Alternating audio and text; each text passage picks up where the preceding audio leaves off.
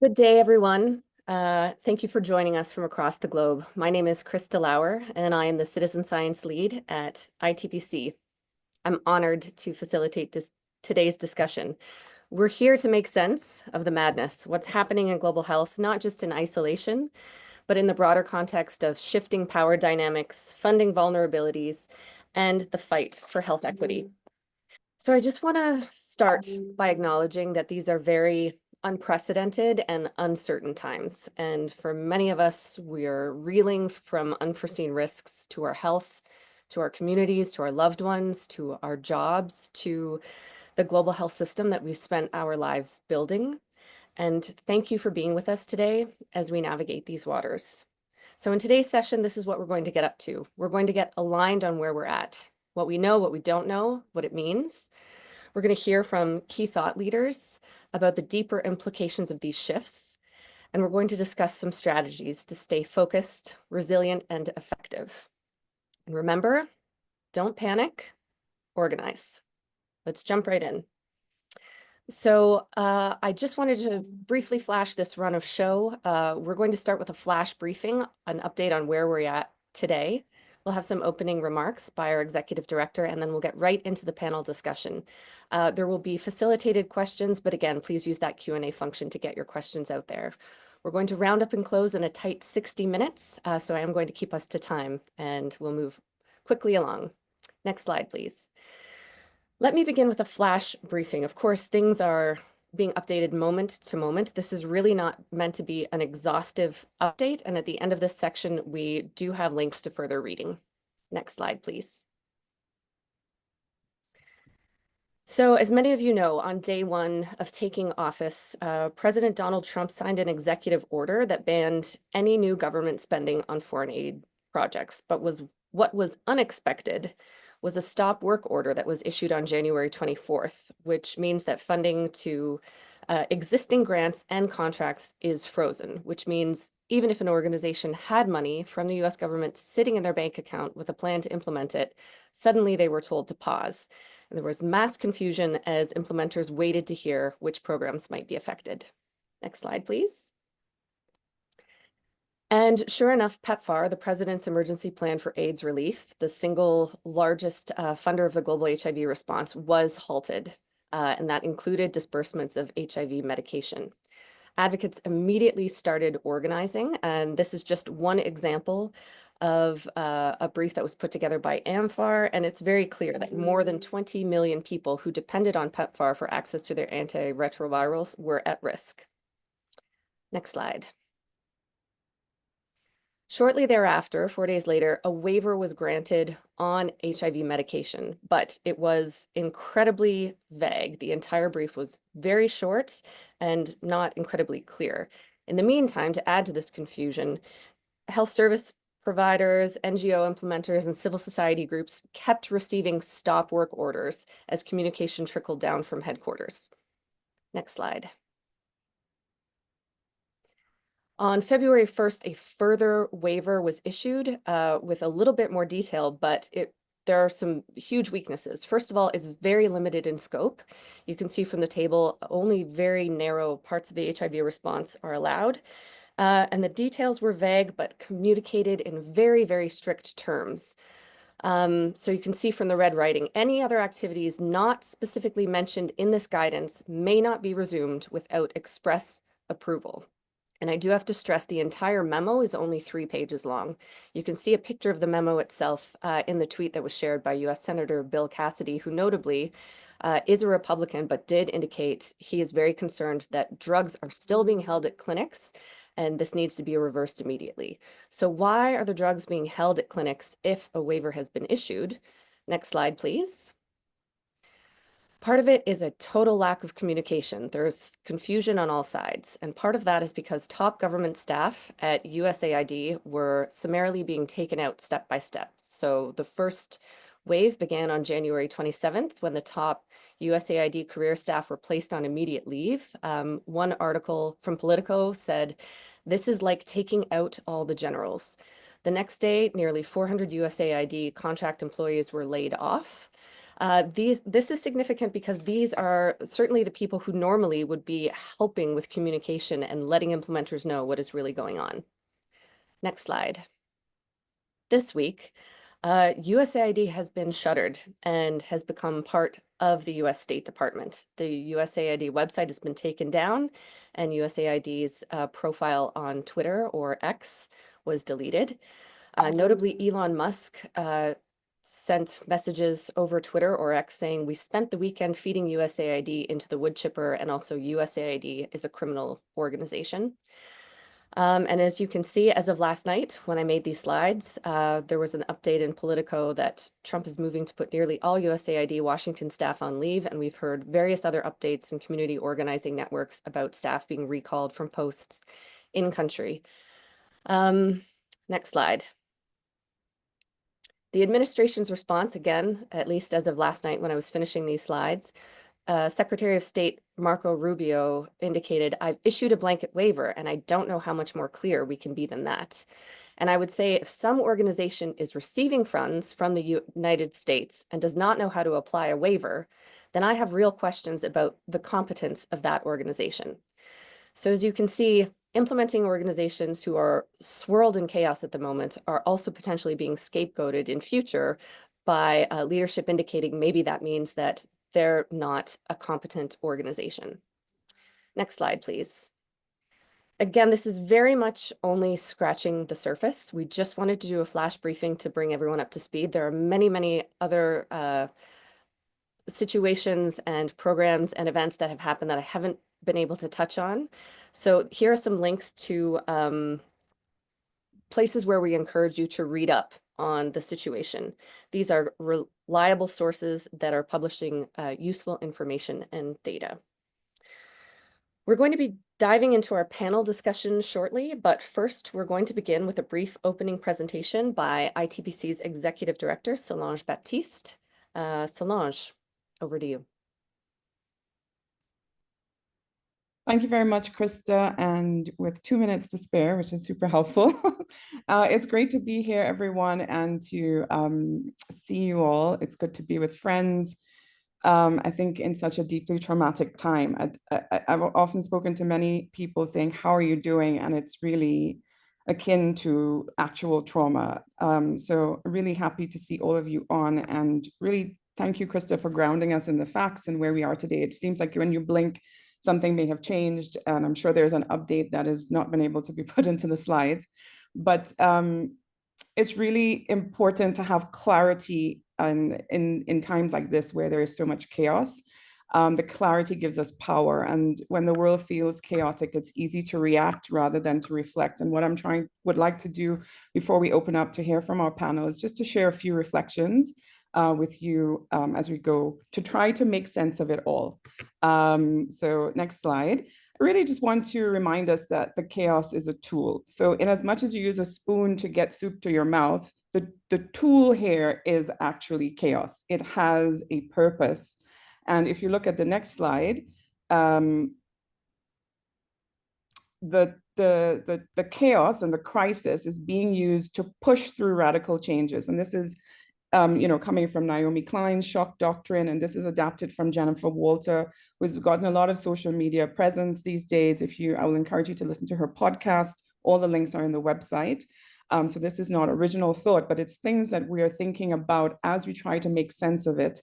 So while I think about this kind of like when you have a child that needs to get an injection, or you're trying to you distract them so that you can do this other thing. And so the chaos here is sort of a distraction so that people are so disoriented, they cannot effectively resist. So the politics is not as usual. It's actually strategic exploitation of cognitive limits. Next slide. So when faced with overload, we don't rise, we shut down. So this is all very strategic. And this is, if you look at numbness theory, next slide. So when we have this information overload, we become more passive, we become a bit disengaged. It's too much, I don't even know, I can't today. It's some of the feelings that we have, and it's near impossible for citizens and the media to thoroughly analyze a piece one single policy. And there has been a bombardment of all these executive orders. And one lawyer says it's not legal, one says it might be legal, and we're not sure. We're in a very obscure space, so we'll have to figure it out, wait till tomorrow, and we come back to even more confusion. Next slide. So when these multiple major policies compete for our attention simultaneously, what you have is reality and the agenda, and then the perception of our reality is then done by the media for us. It tells us how to think about a thing. They select and they omit and they frame the stories in particular ways.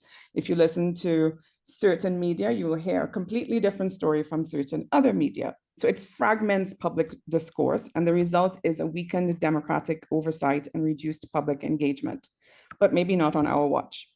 So my next slide is really the question, what has been the response, and what has been the response from leaders? So here is a little bit tiny, but just look at the red arrows, and we're focusing on the gray bars, right? Who are the top receivers of US foreign aid in 2023?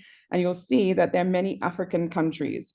The top one there being Ukraine, but the rest of them are many African countries. So let's just see what the next slide. We've heard from Kenya. So we had Kenyatta saying, stop complaining, it's time to use our own resources for the right things. He says the bullets and the cars and all the corrupt things have cost money, so we should be able to use our own resources. Then you have President Ruto saying that they're going to lose a lot of money, but he's a very more diplomatic answer saying that the relationship between the US and Kenya is special, and the United States is a blessing to our nation, and we work together in many aspects. So much more diplomatic, not sure where they will land. Next. South Africa, we having a more diplomatic answer in the middle, where we're saying we look forward to engaging with the Trump administration, bilateral interest, better common understanding over these matters. But then you also have President Ramaphosa saying we won't engage Trump with a begging bowl. And then you see Elon Musk meeting with Trump talking about we are constitutionally embedded with the value of respect of law and justice. So we'll see where they land. And then the next slide. In Botswana, thank you very much, US government. We will take care of our people. Next slide. So the question is this crisis also an opportunity, not just this tactic that's being used by the other side? And I would say yes. Next slide.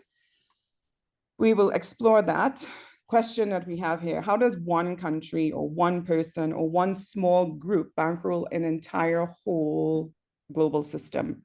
Leaving us all vulnerable to their whims. And what can we do about that? So the next slide puts forward an opportunity, something that we can discuss in the coming conversation around global public investment, where collectively everyone contributes, everyone benefits, and everyone decides. This was also spoken about by the previous former Prime Minister of New Zealand, Helen Clark, saying we still haven't worked it out, but GPI approach is the best bet for modernizing international public finance. And so we have someone on our panel who can speak to this well today. Next slide, and then I think I will be done. So the themes to explore, these are too many words on the slide, but just looking at the red bits, there are lots of things for us to think about in the long haul. Erosion of multilateralism, sort of in the era of the oligarch, yeah? Dependence on major donors, the need for decentralized leadership, a call for resilience, the systemic inequities, and the need for global power recalibration. So these are some of the things we're hoping to explore here today. We encourage you to put your questions in the Q&A box. And then the next slide, I think, is us moving to our panelists. So our esteemed panelists, their resumes are too long for me to, maybe you guys can start putting on your cameras as you like. And if you're not in a noisy spot, you can turn on your audio as well, but their resumes are all too long. So I've put just like literally 2 lines here, but I would love to welcome Linda-Geйл Bekker, Alan Maleče, Verьяно Tерту, and Harpinder Kolakot. Unfortunately, Greg is unable to be with us today because of a family emergency, but we will move on, and this is being recorded, so he'll be able to join us soon on that. So we're going to go into our panel discussion. So maybe we can remove the panel discussion slide so folks can see faces. And here we are. So thank you guys for all coming. So where do we start? I wanted to start probably closer to HIV before we move to wider health, because I think that's what's on everyone's mind, because of the direct implications of the PEPFAR program and then USAID as we understand it. So I just came from the global target setting meeting with UNAIDS and listening to the deputy director say that when we set our targets, we're not setting them for the US to fund them, it's for the globe. So on one hand, you know that HIV is a very moralized disease, and we know that governments don't always take care of all their populations. And so this is the space that often the US government and sometimes the aid has stepped in. So what would you say to those who argue that the global response to HIV has always been vulnerable to these ideological shifts? And what does this moment reveal to us about how fragile or resilient the progress that we've made truly is? And maybe we could start off with Lynda-Geйл. Now, this is a question to the entire panel. If you feel like you want to answer this, feel free to jump in. I have a second question and I'll ask you targeted ones. Thanks. Yeah, thanks, Solange. And I want to thank Krista too. I think that was just a brilliant introduction to where we are and sobering, but at the same time, I think energizing, because, I think there's a call to action in there that it needs to be heard and heeded by all of us. Your question is spot on. I over the years, I've given a talk around AIDS was political, is political, probably will be political forever. And there's no doubt that this is what makes our task so much more tricky and challenging, is that politicization can absolutely derail what we're trying to do. Now, I'm a simple clinician, a research scientist. My go-to here is always to go back to the evidence-based facts and really ground all our responses, our actions, our responses to those ideologies and political statements, those emotions, on an absolutely scientific grounding. And that's become more tricky, right? Because information's coming to us, as you say, from everywhere, and it's sometimes quite hard to figure out what is in fact factual, what is scientific, what can be believed.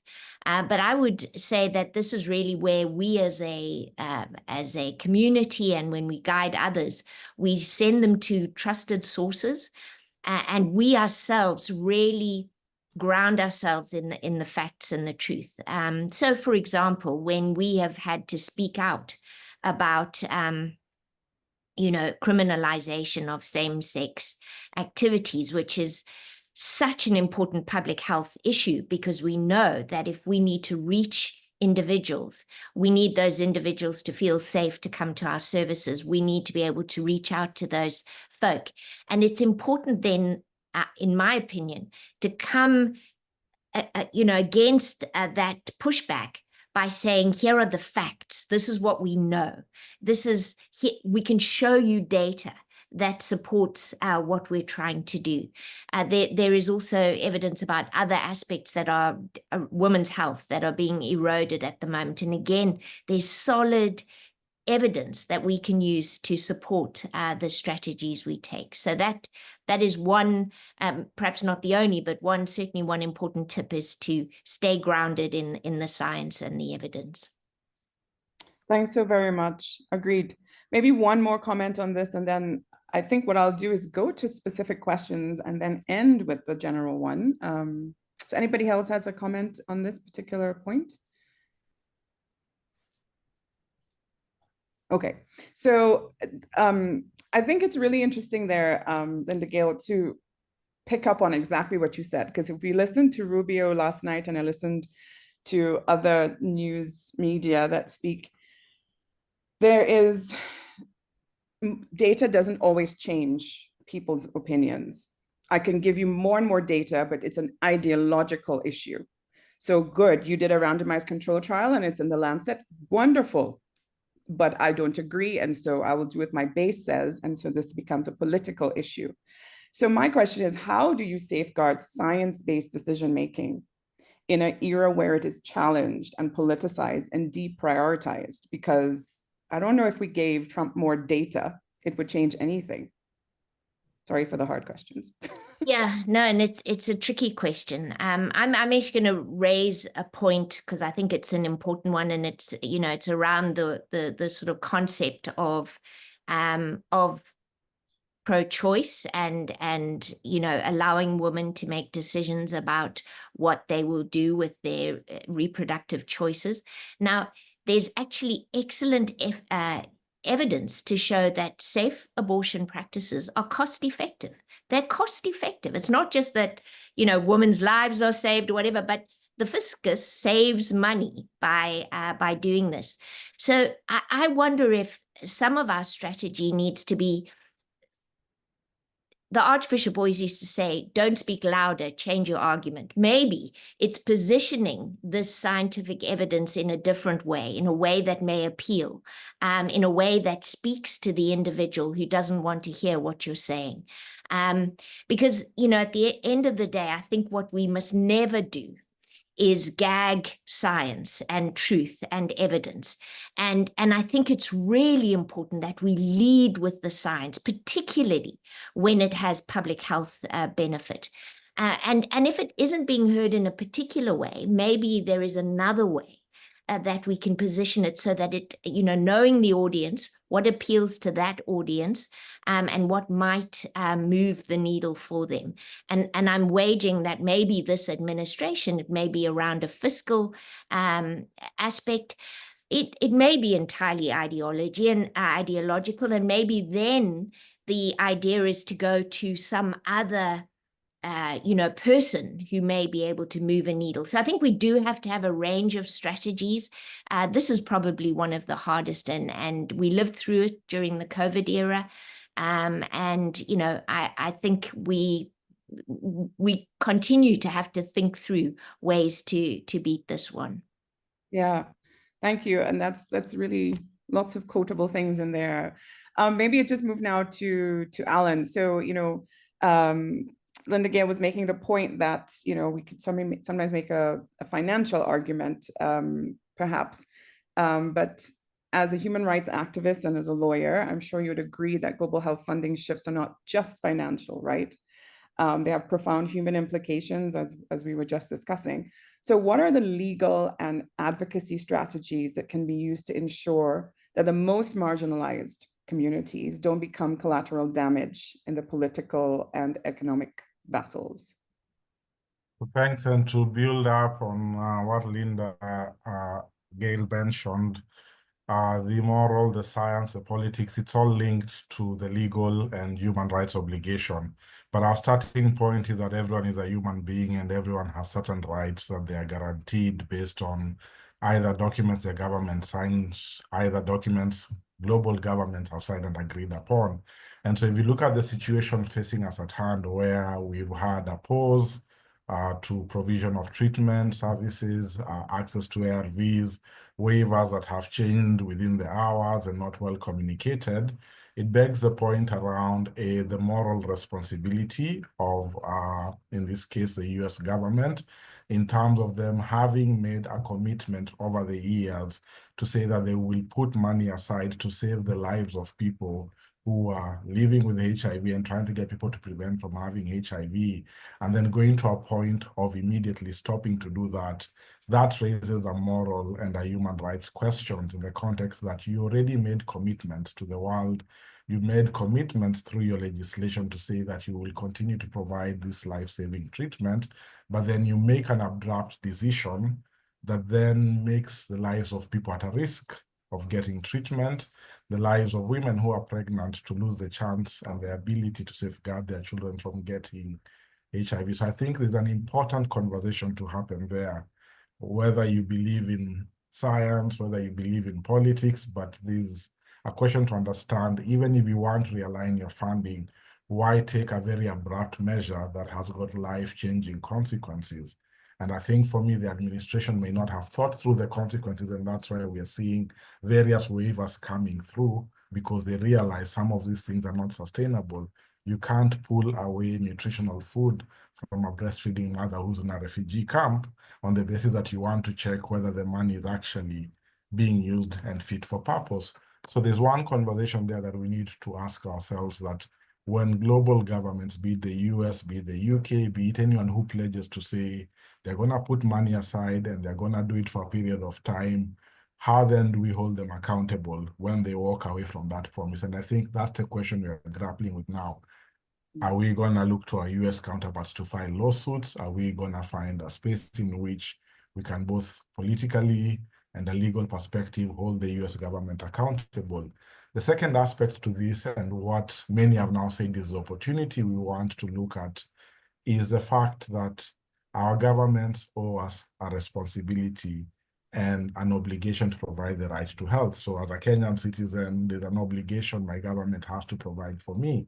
And so the conversation then comes, what is my government actually doing to safeguard me in the absence of a foreign partner who's been supporting them walking away? And so that's the other level of conversation we need to have, which touches still on human rights and obligations government has. And so we have a pending judgment in Kenya around looking at what happens when this disruption in supply of ARVs, who's responsible in ensuring children don't miss out on ARVs. And so hopefully our courts give direction on that which arose during COVID that will be helpful.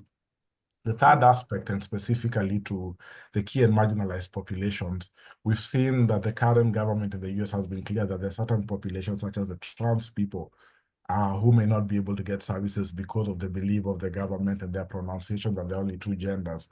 The question then begs that both for funding from the US and also funding from national governments, because there are also national governments that have laws that criminalize men who have sex with men, drug users, sex workers, and would ordinarily not fund human rights organizations to be able to hold them accountable.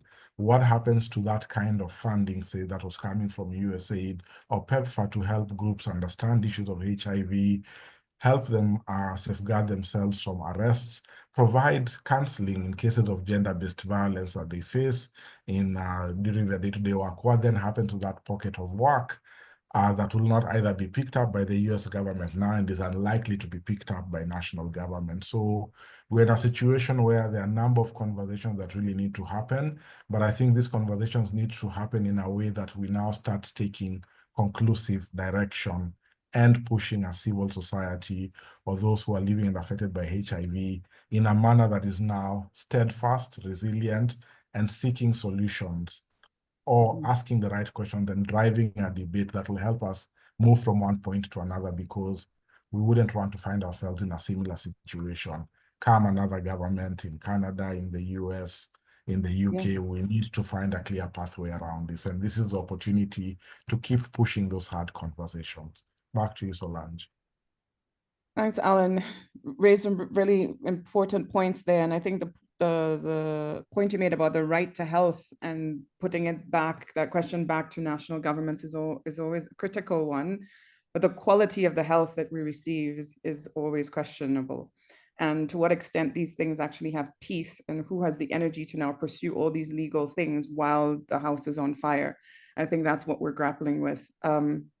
Yeah, so maybe we can go to Verьяno to the human rights aspect as well, and an activist, a long time, well known in the field also for your work on intellectual property. So Verьяno, maybe I can ask you, as an activist in the community, how do we move beyond like the emergency responses and the short-term solutions that were coming up, sort of reactionary, to building lasting community-led systems that guarantee uninterrupted access to life-saving treatment? Because that's what people are facing right now. And I'm also trying to read the chat at the same time, but the immediate need is access to treatment, no matter what happens with international funding. What do you think there? Sorry for not asking my question in Portuguese. Let's just say that.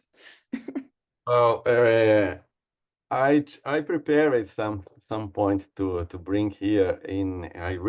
I wrote those points because of my English, so I could better organize my mind and probably make things clearer, no? And my name is Verьяno Tерту. I come from Brazil. I am based in Rio de Janeiro. I am current vice president of ABIA, and I've been on AIDS activism since 1989. So it's about 36 years. already. And so I'll bring some points based on Brazilian history and my own history as an activist to try to build a fair public system in Brazil. But I would like first to thank the ITPC for organizing this meeting and to thanks for the invitation.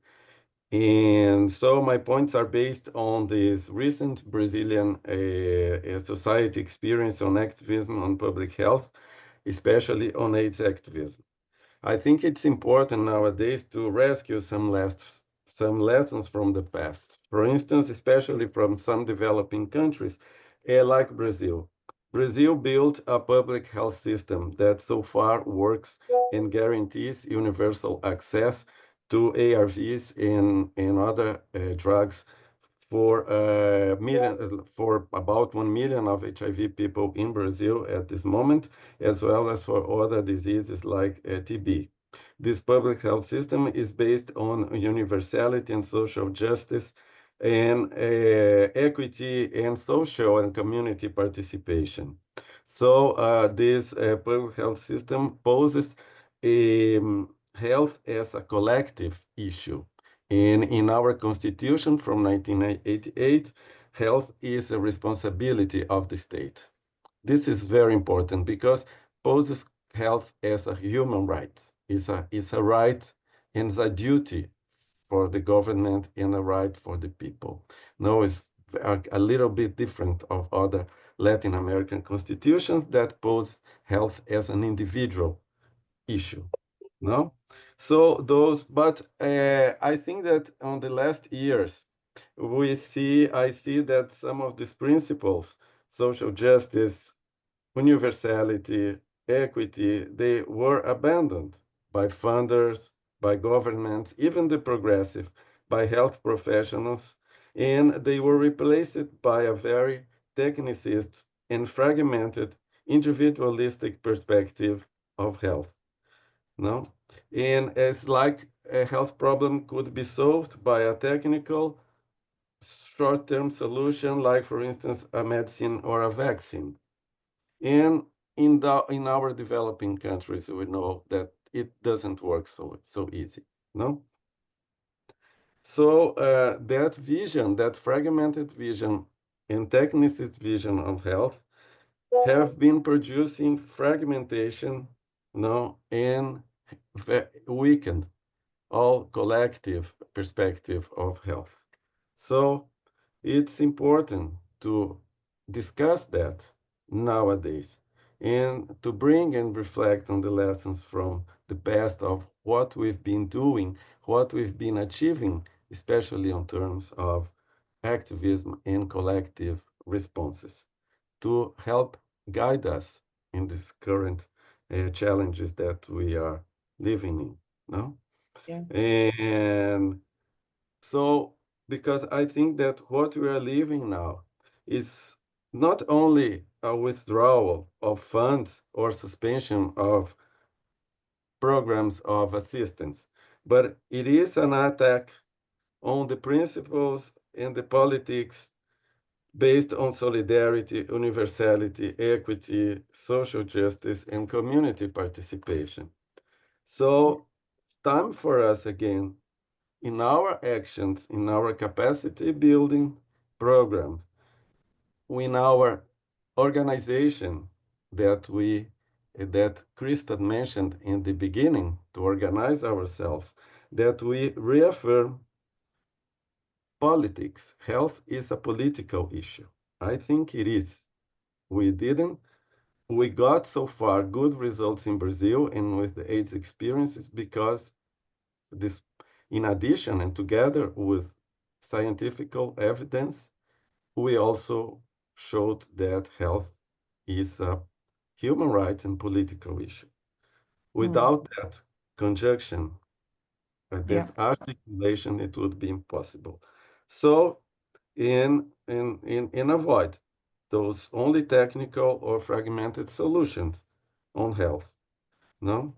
Bring back again intersectoriality and solidarity and organized around our common principles and of seeing health and life as fundamental human rights. No, this is what I would say at this moment in my 10 minutes. Thank you very much. You'll get a chance to speak again. Thanks, Verьяно. And I really love that you bring up intersectionality, which is really critical at this point and maybe helps us to move along to Harpinda, who is probably less well known to this audience. Pin has been working in development financing, and your expertise here, I think, is quite relevant given what we're talking about. So the exposed fragility is clear. I guess the question to ask is, what is the most promising alternative? So in one sense, we can say, okay, the US is not helping anymore. Let's find somebody else. Let's replace, right? So it comes back to the question that was in the reflective situation slides.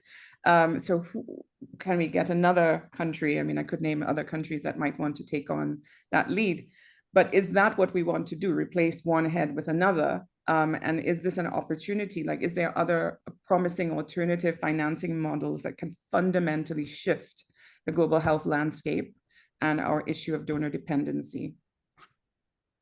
Thank you, Solange, and thank you so much for inviting me to be part of this discussion. I mean, we've started off very much laying out the sobering environment that we're in.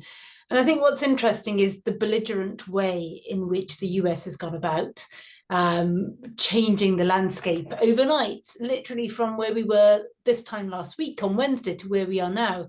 It's devastating what they've done. And I think particularly for the global health community, it's such a belligerent and aggressive action simply because the US is the largest funder of global health in the world, right? What we're talking about, global health funding alone is around 34, last data point that I've got, that is a valid verified data point, it was in 2022. And at that point, the global funding programs were at around $34 billion of annual expenditure coming from a number of donors.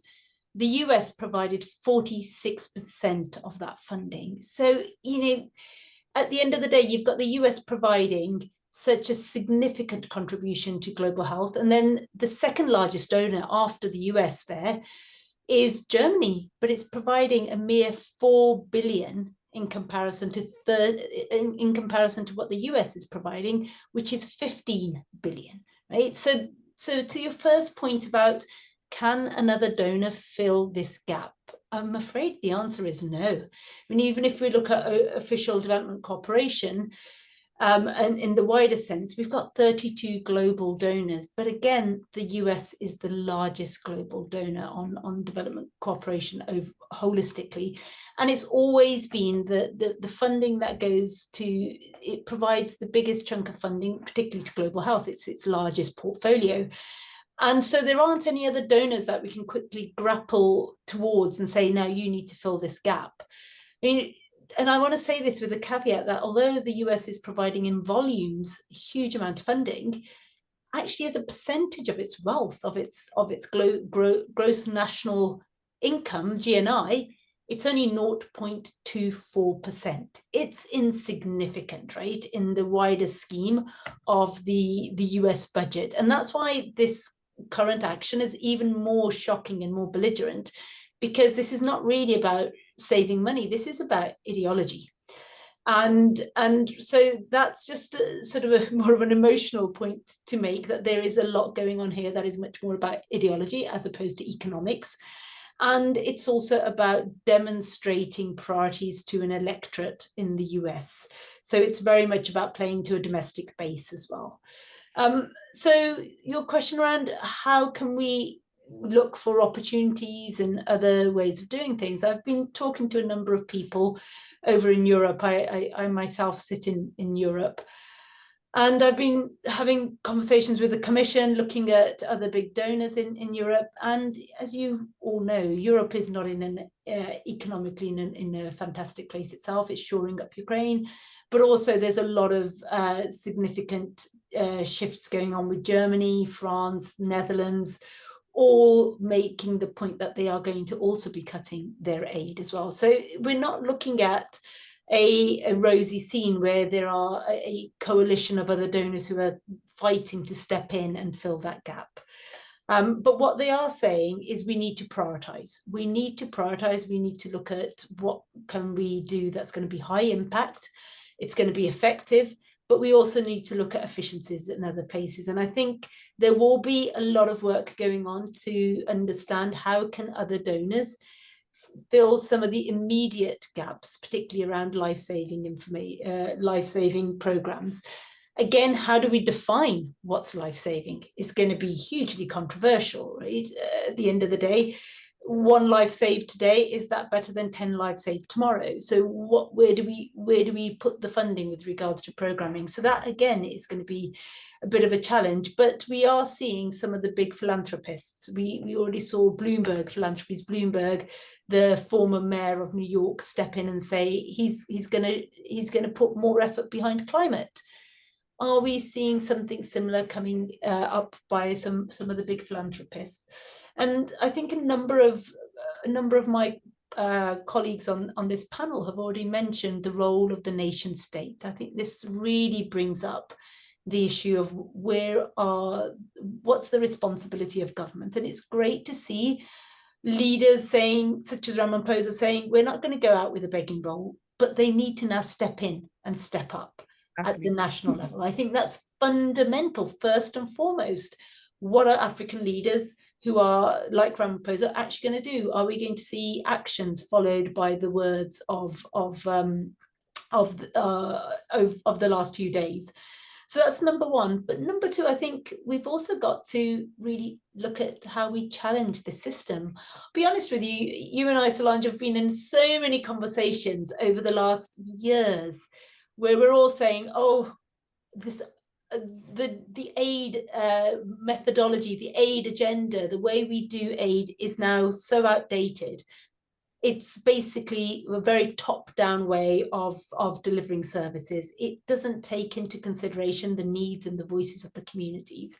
It's also very colonial. It's a very colonial framing of how the North has more money, it gives to the South. There's a bit of a charity element to it, but it's also, the choice is very much by the donor. They decide what they fund, how they fund it. It's a soft power tool for them. It's not necessarily going to where the need is the greatest. There's a lot of other political decisions that inform where a country's aid program decides to spend its money, what locations, what topics, which organizations they decide to fund as well. So it's highly politicized, and it definitely isn't reflective of the need that is there in the community. So this is an opportunity, but it's going to be an opportunity that does come at the consequence of a number of organizations. Many of them will be local, will unfortunately not be able to weather such a shock as we've seen over the last week and will continue to see over the next few months. And secondly, we will also see some of the most marginalized communities who are going to basically fall off the priority list for the nation states, and other donors just won't be able to reach them. So there is going to be that collateral damage, which is horrifying for us all. But from where I sit, I recently just taken on the role of interim executive director of the Global Public Investment Network. And we're really trying to think through, where's the opportunity here? We need a new system that is much more inclusive. It's much more universal. There's equality and equity in the way that decisions are made. This isn't about 5 donors sitting somewhere else making decisions for the rest of the world, right? So I think there is a real opportunity for us to bring in the governance approach that we talk about at Global Public Investment, about all contribute, all benefit, and all decide. And that's very much about, even if I put $200 in, that means that I am invested and I have a voice, and I can actually take funding out of a fund as well. So there's that the equality in which that brings the international financing structure is really critical for us.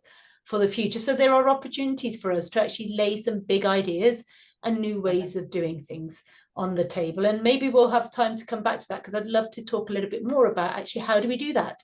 Because I think we need voices. We need voices. We need a collective push, but also that push to be coming from the places that are most affected by these rather belligerent actions of this last week. So I'll stop there. No, I mean, I just wish we had more time. If I set this up, I would have done 90 minutes instead of 60. But I just wanted to say that, oh, sorry, Krista, did you want to say something? I do want to step in briefly with moderator's privileges here. We only have 15 minutes left. So Solange, I do want to give you a chance to look at some of the questions that have been consolidated and sent to you. I've seen. Also for the panelists, you can answer questions directly in the Q&A just by writing. And for all of you on the call, there is a treasure trove right now in the chat of not only other colleagues, but resources, briefings, other opportunities to engage. So please do see that. Back to you, Solange. Thanks, Krista, super helpful. Look, I think the question of, you narrowed it down to like its priorities. So what's sort of last in, first out, and how things get chopped. But it brings us back to the point of who is setting the priority, and are communities that are directly affected involved in those decision making, right? You can think about that on the sort of a macro level between countries or among countries, but then within a country, are community voices actually making it up to the national level for those decisions to be made? And so are we going to have one new superpower? Are we going to have the battle of the oligarchs because the rich people are now coming to save us and then they'll decide what the priorities are? Or is this an actual opportunity to build something that works for majority world? Isn't that what they say now? So it's interesting, and I'd love to hear from you guys. So maybe I'll just close with one last question. So 2 points here on the questions, and bear with me. So we're talking about global health, but we're contextualizing it in the geopolitical space, right? So it's a soft power tool. Essentially, the US has used that often to make sure that they have power over China. I mean, let's just say what it is, right? So do we accept that global health always has been transactional in that way? Because every ambassador that I've seen says global health diplomacy, something with diplomacy where global health is a tool. It's not necessarily out of the goodness of their heart and this moral obligation, although sometimes that's how they lead with that. And how do we reshape the power dynamics so that communities rather than political agendas dictate? What is it that we need to do in that context? And then the final question, so that's Linda-Geйл, you could just answer that in like 30 seconds. And then the final question, we know that we have to push back. That's a given. I don't think anybody on this call, I'm not sure how many other people are listening, we are going to push back in some form. Everybody will do it in their own way, in their own context. But what is the most ambitious, transformative idea that we are not talking about, that we should be talking about? And can you tell us what that is to reclaim the power in global health? Okay, there we go. And over to you. I'll try and quickly pick up and agree with you, Solange, that I do think global health has been incredibly transactional. And it has crossed my mind that the current US administration, I think, thinks transactionally. I think that has been their approach. And so I'm wondering, and I hear you, that too often the relationship, the last 20 years of the PEPFAR relationship has been one of the donor kind of approach rather than a partnership where community sets priorities and their voices are heard and the relevant needs of the community are met.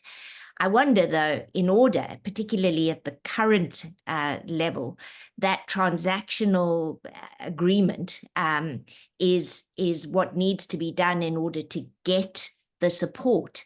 But then community in partnership with the national government has a real relationship where this goes beyond the transactional. So I'm sort of trying to say, can we have our cake and eat it? Because I honestly don't know if we can really get away from the transit. The best arrangements I know are win-win relationships, right? And so how do we work that And maybe that is the new idea, that we work the transactional element so it works for everyone. But then beyond that, there is agreement. Maybe it's the terms of the transactionality that community has a real say at the end of the day. Yeah, thank you. Agreed. Others? I don't want to speak too much. Others Sure, want to hear I from... think I'll speak to the reshape power dynamics, and for me, it goes back to holding our leaders accountable. We have elected various leaders nationally to represent us, and I think for us at the national level, we have to go back to our parliamentarians and those in power and say, you have an obligation to ensure we enjoy the right to health. What are you doing around about it? And how do we begin to have those hard conversations? But also directing them in terms of if they're going to go back into a renegotiation with PEPFAR, with USAID, with the US government, these are some of the things we'd want to have on the table. It's guaranteed that we have seen that global funding for health has continued to dwindle. We have had conversations on sustainability, but I think this is providing an opportunity for us to have a franker conversation. And I think for me, the difficulty I have is that there's a gray area that no one is going to touch, and that is funding the things that make donors, pharma, governments uncomfortable. And that's the gray area where I would want to call upon private philanthropists to think through how will they step up, because governments need to be held accountable for inefficiencies, for corruption, for things that make money not go to what it's doing. Donors need to be held accountable for the commitments they make, but not many of them may be willing to fund that directly, especially with the government in hand. So my clarion call is that the private philanthropists need to step up. If they've only been funding treatment and care, they need to think through this is the time to shift and see who's going to play the accountability role. And we can only do this by having our collective power, writing the letters we're writing, calling our legislative members. I've seen it happening with colleagues in the US, calling their Congress people, holding them to account, and pushing them, because at the end of the day, they listen to the people who vote for them and try to align to what needs to happen. And so that's the only way for us to organize. But most importantly, we must realize the things we care about as civil society are likely to be the things that will not get funded, even when the governments agree on how to continue or how to move forward, or even if governments take over aspects of the health system or HIV system. And so we must be really keen to that. Quality of service young people are used to get, quality of service gay people are used to getting, and trying to ensure that there's no breakdown in that. And so for me, that's my call. We really have to push for those gray areas to be supported by private philanthropists. Thanks, Alan. So within 4 minutes now, so 2 for you, Verьяно, 2 for you, Pin. Okay. Go ahead. You go. Me? Okay. Just to, I think that we have 2 big challenges. I think that we must organize again ourselves now as a social movement, an international social movement, around some common principles and issues that we must identify. It is human rights, it is, I don't know, life-saving, no? And the other point is to break isolation.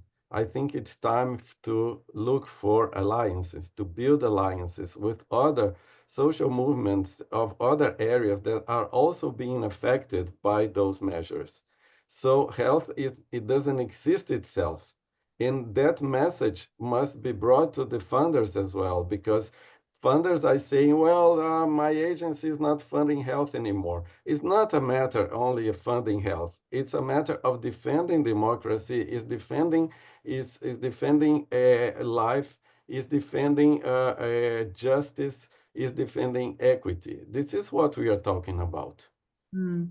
If we orient ourselves and saying health as an issue that only health is being affected, I think will not succeed. We did that in the past when we showed that health is a human right issue, when we're talking not only on medicines and prevention and treatment and this, but we are really talking about life, about democracy, about access, about dignity. It worked in one time, but we've been losing that. Okay, last year in Munich, I was amazed, I was struck Solange was there. We were in a round table to celebrate 40 years of this community response on AIDS. My two other colleagues only talked about their current work in their organizations. So a social movement without a memory, without a history, without affirmation of principles, okay, it's impossible. You see, those people, they are organized those attacks on very clear political issues that they have, the extreme right. So it's not a technical, it's not funding itself. It's much more than that. So it's a time to call for action. It's time for union. It's time for alliances and to reinforce and bring again solidarity. This is what I would like to say. Thanks, Verьяno. Yeah, a social movement without a memory. What is that? I agree. Good point. Okay, quick point. I agree with so much of what others have said. So the extra piece that I would add is accountability. Right? There's got to be better accountability to donors, to the people at the end of the day that are at the end of the chain who are receiving the benefits of these programs, right? Because at the end of the day, accountability comes back to the taxpayer of the country rather than the people who are benefiting from the programs. And I think that, to me, I really struggle with that. And I think there needs to be greater accountability, especially as we look towards philanthropists. Who are they accountable to, right? And I worry about that. I worry about who's going to step in and fill this gap, and actually whether they have a strong sense of accountability. So for me, then we have to build a new system that puts accountability to the communities at the center.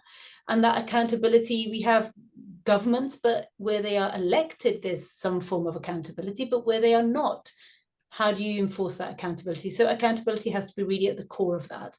And secondly, I would also add that we need more and better public finance, right? At the moment, ODA, this volume of aid money, as we call it, it's $223 billion per year, right? It's 32 countries.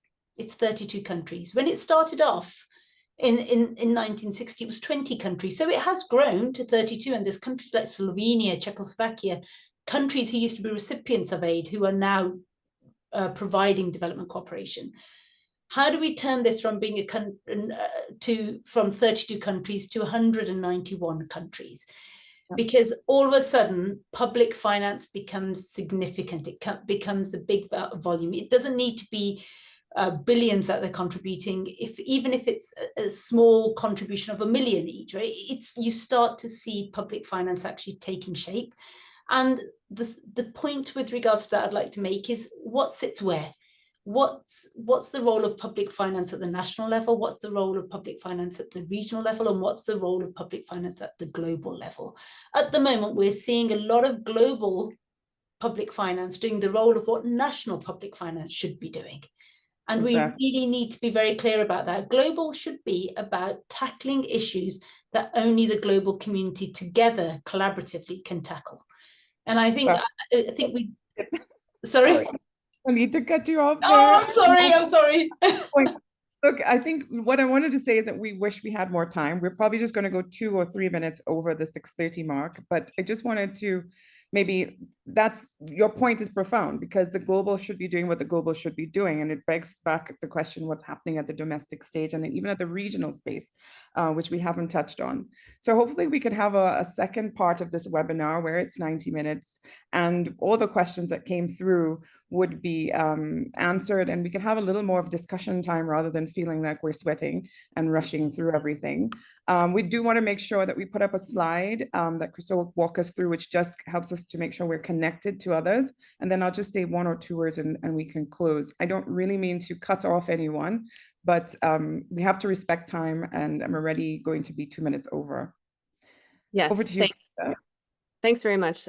Gloria, if you could move us to the final slide. It's the fish again. I just wanted to thank everybody, especially the panelists, for taking their time to be with us in dialogue today. All of you on the chat, we're seeing folks across academia, science, implementation, civil society, key populations. We really appreciate you.